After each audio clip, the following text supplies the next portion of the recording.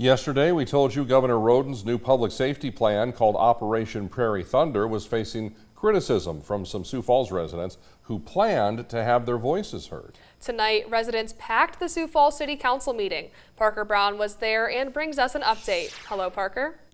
Hey, Brian and Kara, just a quick note, that city council meeting is ongoing and they've just gotten to the portion of the meeting where they're talking about this immigration part of the plan, and community members, they said that they were willing to speak up during that public input, citing their concern that the plan is hateful and could incite fear or fail to address the problems at hand. The greater conversation is more complex, and the city responded to concerns before the meeting began.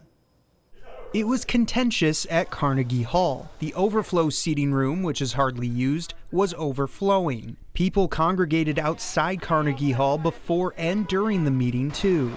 Some residents calling out what they call a federal and state overreach and calling for local control. The state is telling us that this is what has to happen. And we know that's coming from probably some federal push, and those of us that are concerned are showing up to tell our local officials that we don't want this.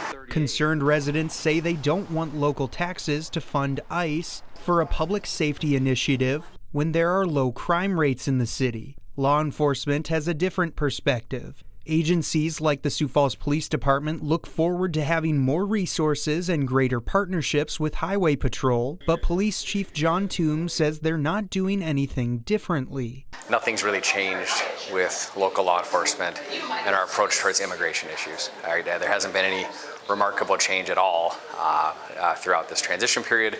We're kind of in our lane, federal law enforcement's in their lane, and some of those initiatives are in different directions. Mayor Paul Tenhaken agrees. He issued a statement saying he wanted to correct what he called misinformation. He says other than the increased partnerships, the city had no part in the immigration part of the plan. He also said that state law limits their ability to initiate a home rule status. In part, the statement read, "Our Sioux Falls Police Department will remain consistent with the practices they have had for years, which is focusing on crime within our community, and have no plans to depart from what we have done in the past to ensure we remain a safe city." While I appreciate the passion of our community on this issue, the misinformation train has run rampant. Looking ahead, the conversation on the issue seems to have only begun. Both sides hope to maintain open conversations on what the city can and cannot do, and residents opposed to the policy plan to keep speaking out.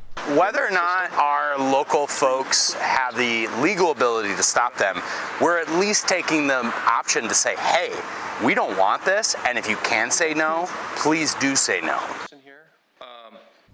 As we told you this week, Operation Prairie Thunder is expected to last through the end of the year, and then the governor's office will meet with involved law enforcement to discuss progress and potential improvements. And as always, stick with Dakota News Now on air and online for further developments on the implementation of this policy. Brian and Kara. Parker, thank you.